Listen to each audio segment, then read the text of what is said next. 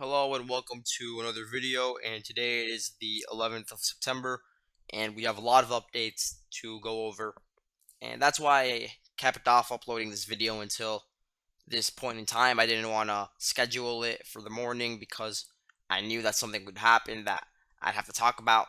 So now I'm just doing this to go over the latest updates, and I'm sure that a lot of things will change by the time I upload the video, but the situation is very fluid, I would have to say, and this is the best possible map I can make based on that fact.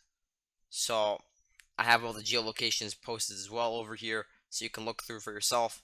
And let's get into this. So first of all, we finally got some new news from the Kherson region, where Ukraine reported an assault towards Oleksandrivka, and they say that they actually took the town. But I'm very skeptical of this, just for like, given the fact that they have to cross over choke points and this river area, and then hold on to such a very untenable position. It's not something that's realistic, and they did not have any evidence of this besides a video of them on the road to Oleksandrivka. So no, I don't believe this. And the Russians, they still claim that it's under their control. They released a video of them destroying some Ukrainian equipment in the area, and I would be inclined to believe them. They did say that the Ukrainians suffered 90 casualties in an assault towards this town. So for now, I'm keeping it under Russian control. In the Andriivka bridgehead, nothing has really occurred. There were some unconfirmed reports of Bilohirka falling, but not much besides that. The Ukrainian recon units are still operating in this town over here. They're operating even as far south as Stepovi, Chaklove, Vishneve. So that's probably them trying to expand their bridgehead further south, and also reaching this road over here that connects to Bruskinske.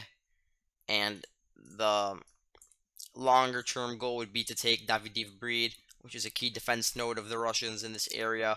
But this would be very difficult, and if it does happen, it won't happen in a day. It will take a while. The Ukrainians will have to slowly push forward at very high casualties, which is what we've been seeing in this bridgehead specifically for the past week and a half. And we haven't really seen much advances after the initial push, and that's partially due to the fact that Russia transferred a lot of their units from other fronts, including from the Kharkiv front. So you had a lot of units from the 1st Guards Tank Army being moved over, and that's part of why it was so easy for the Ukrainians to overrun the defenses that Russia had barely set up in the Balaklia area.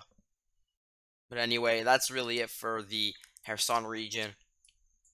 I want to talk about some rumors from the Vuhledar region, where you had some major Russian Telegram channels talking about a grouping of Ukrainian troops building up formations in Pavlivka, Vuhledar, in this town over here, Prechistivka, Zolota Niva, and they're going to push towards Novodonetsk, Novomayorsk, Shevchenko, Yarivka, Mikilsk, which is basically the next line of defense for Russia in case they can't break through to Pavlivka.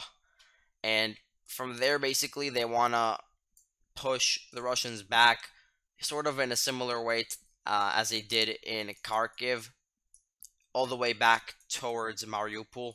But this is very unrealistic, and I know that we just had everything collapse in the Kharkiv area, but the situation in Donetsk is so different.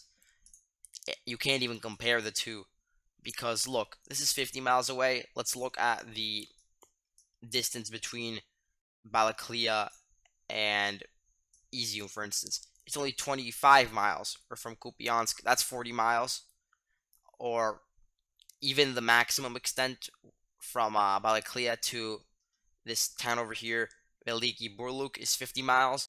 So this entire area is basically devoid of Russian troops, and you had a mobile force of Ukrainians that had very fresh equipment and training from NATO pushing through, and somehow they're expected to emulate the same thing in Mariupol, which is a much larger city and actually does have plenty of units stationed there.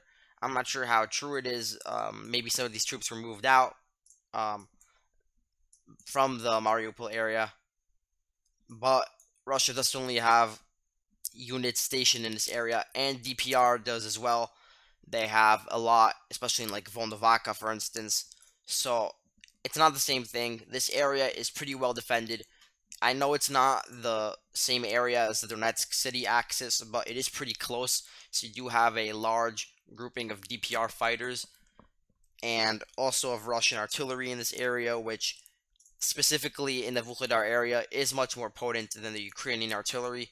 So no, it's a pipe dream for them to retake Mariupol at this point in some sort of blitzkrieg-esque offensive. But it's possible that whatever forces they have built up in this area can advance a little towards this line of defense that Russia has set up. And this also comes as the DPR forces advanced towards Velika, Novosielka, and Vermivka. So that's interesting, but I don't really have any changes to report on from there. In the Donbass area, I need to change the map because we actually do have some changes. First of all, the 3rd Brigade of the DPR actually took Mayorsk, and this is unconfirmed, just reported by Russians, but it was reported previously that there was heavy fighting in the area, and now it's being said that the entire thing is fallen. If this is true and Mayorsk has actually fallen, you can see an advance in the direction of Ozaryanivka and Kordiumivka, Zelenopilia. These 3 towns over here, they're key towns in the defense of Bakhmut and of the defense of Ukraine's defensive line around Donbass in general. You do have a lot of Ukrainian troops stored in this area, and it is heavily fortified. It's also near the key road that leads to Bakhmut. But in general, Mayorsk is very important. It was much more important during the Donbass War in 2014 because it is a key junction for a lot of cities like Toretsk and Horlivka. So I'm sure Russia will attempt to push towards this area if they have success in Mayorsk. And at the same time, you have the Wagnerites pushing in the direction of Mykolaiv and Druha. And the Rybar map does show that the fighting is around here, and that the Russians are advancing also towards Mykolaiivka. So you have Mykolaiivka, and then you have Mykolaiivka Druha. Druha, I think, means another, so you have like 2 Mykolaiivkas, basically. And Wagner is going to take it over. This area is lower elevation, but I will say that this area is of much higher elevation, so they might want to take out these positions first in order to sort of flank whatever Ukrainian groupings are situated south of Bakhmut. And again, my map over here is also inaccurate around Vesela Dolina and Zaitsev. Both towns are fully under Ukrainian control, so I have to change that. The real map looks more like this at the moment because recently you had the Wagnerites take over the electrical station over here, and they had a video of that. So now they're on the outskirts of Vesela Dolina. It's not a hard town to take over, so they're going to probably take it over. And of course, you have the assault from Vershina to Zaitsev, which is also occurring. So the defenses over here are actually being overrun at a pretty slow pace, but even after the events in Kharkiv, it's still going on at about the same pace, so that's interesting. There was also like renewed assaults in the direction of Bakhmut and Soledar. There's actually a major strike on Bakhmut earlier today. And of course, you have the daily shelling of both cities, but again, no huge breakthroughs. I do want to talk about the situation around Seversk and Berestove, though, because there is some pretty interesting reports from this area. So first of all, the Russians and the Ukrainians reported fighting in the direction of Spirny, which was under Russian control, so now it's contested again. And there was also reported fighting in the direction of Zolotarivka, so you might see the Ukrainians actually re-entering Luhansk Oblast and fighting in this area very soon. And that also implies that Verkhnokamianske is fully under their control. So I'm going to change that to blue. There was also reported assaults towards the Lysychansk oil refinery and Topolivka.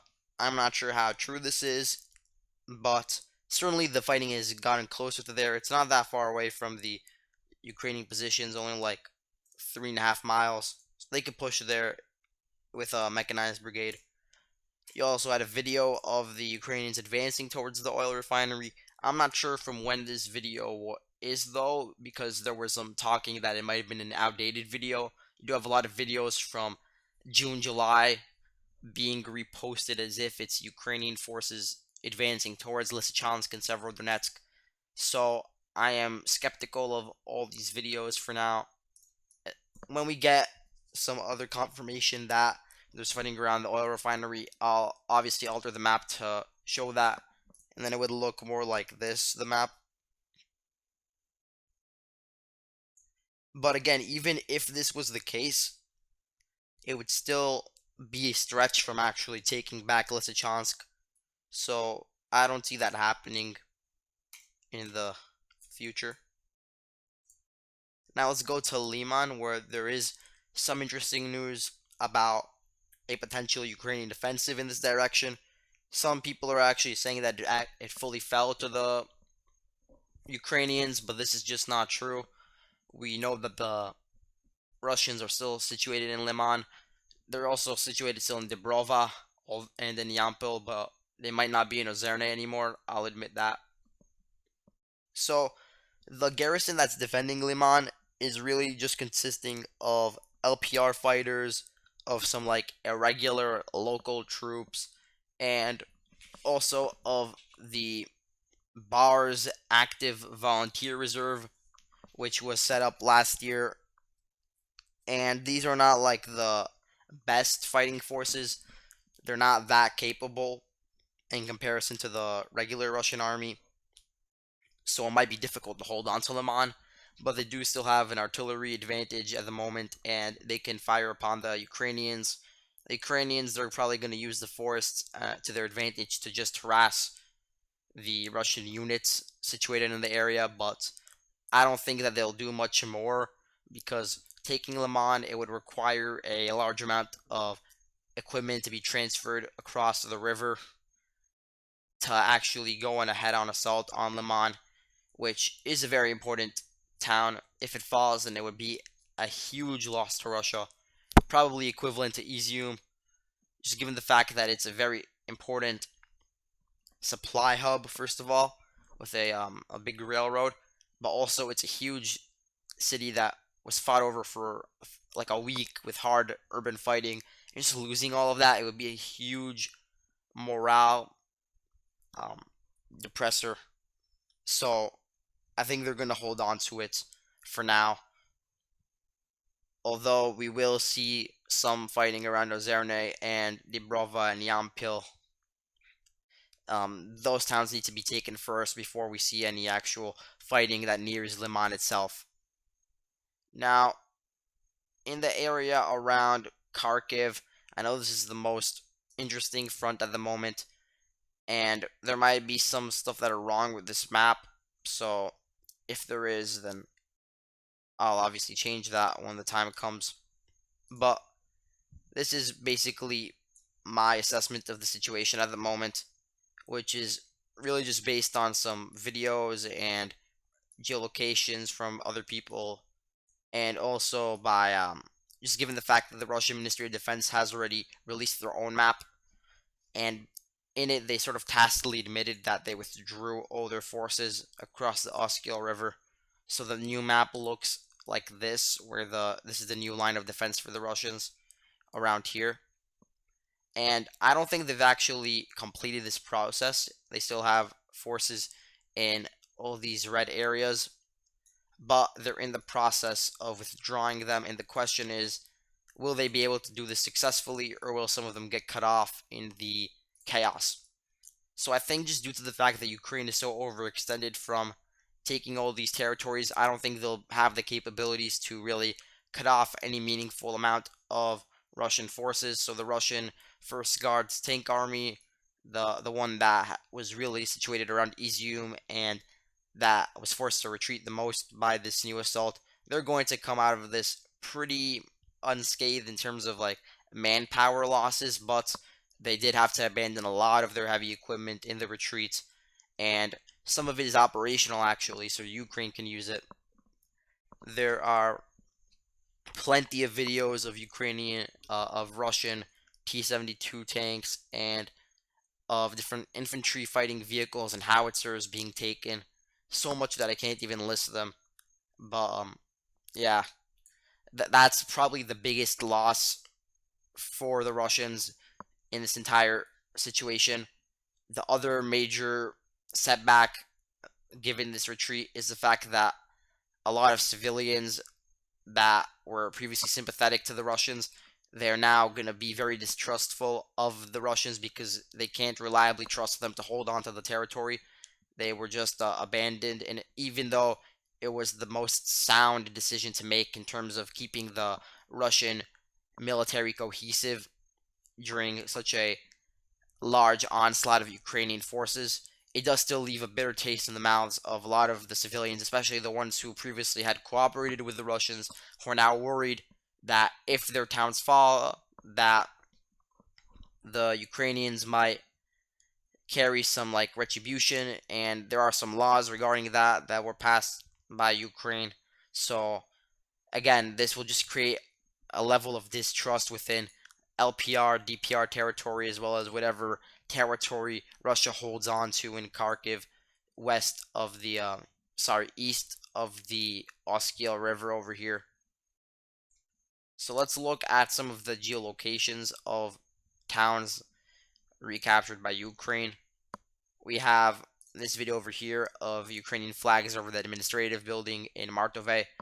They crossed the river over here with ease, zero resistance from the Russians, and using this new bridgehead over the Donets River, they were able to rapidly advance towards Artemivka, and from there they just linked up with the grouping of Ukrainians around over here in Shevchenkove and Chekloveske, and they pushed towards Veliki Kutori, and there's a videos of that over here. They're not footage from every single town because there's just so many of them, but there is some like you can use to sort of like interpolate the fact that towns in between were either cleared by the Ukrainians or Russia just withdrew, and now it's just a gray zone. So anyway, you have a photo here, Ukraine and Hinlitsia, and there's a video over there. Um, it went as far as this town over here, Veliki Burluk, where you did have a HIMARS strike previously, and there was a video from here that was posted right before I recorded the video, but I didn't have time to add it in. But they were in here, and there was like an ammo depot that they had captured in the town.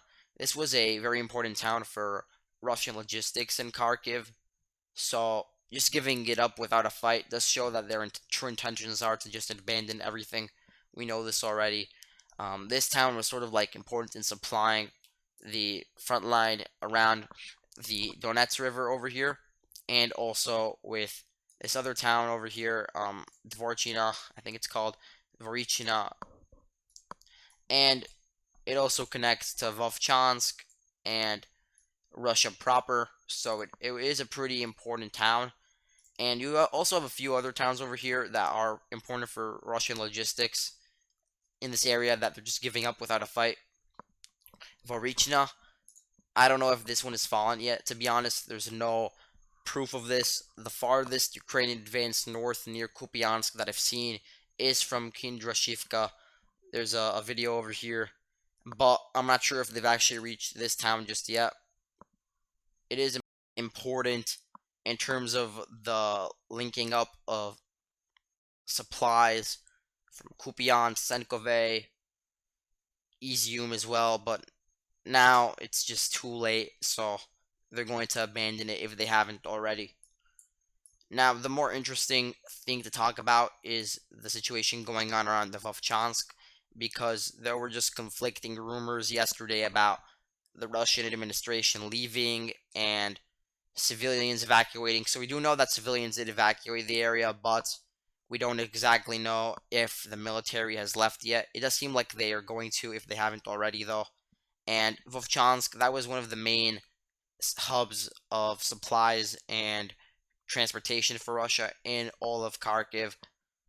So this is even more important than the town I was just talking about, Veliki Burluk. But given the fact that Russia is just withdrawing from all this area, it's sort of lost in its importance.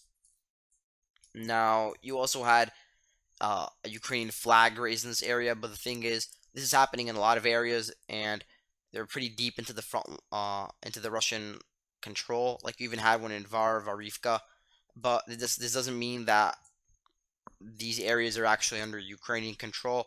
It just means that you can have civilians brazenly holding up the flag of Russia's enemies, and there's probably no troops in sight, so nobody's going to stop them if they do raise the flag. But again, AFU probably isn't in this area just yet, although I could see them reaching this area very soon. It's only like 23 miles away, 20 miles away. Yeah, it's possible they'll reach it even today. Now, this strip of land over here from Odnorabivka to Robizhny is also going to collapse because there's really no reason to hold it anymore.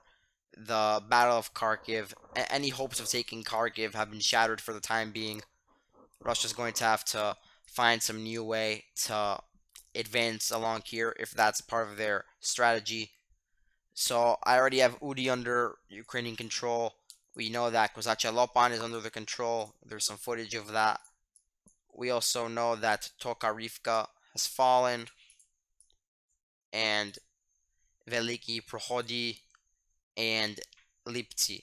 So clearly they have abandoned this entire area, and they are rapidly retreating towards the Russian-Ukrainian border. So it sort of implies that these towns over here, like Borshchova, have fallen, and also Momorske, Vesele, Mali Vesele, all these towns over here. So another interesting thing to note is that now Ukraine, they're very close to Belgorod, and it is within the range of shelling.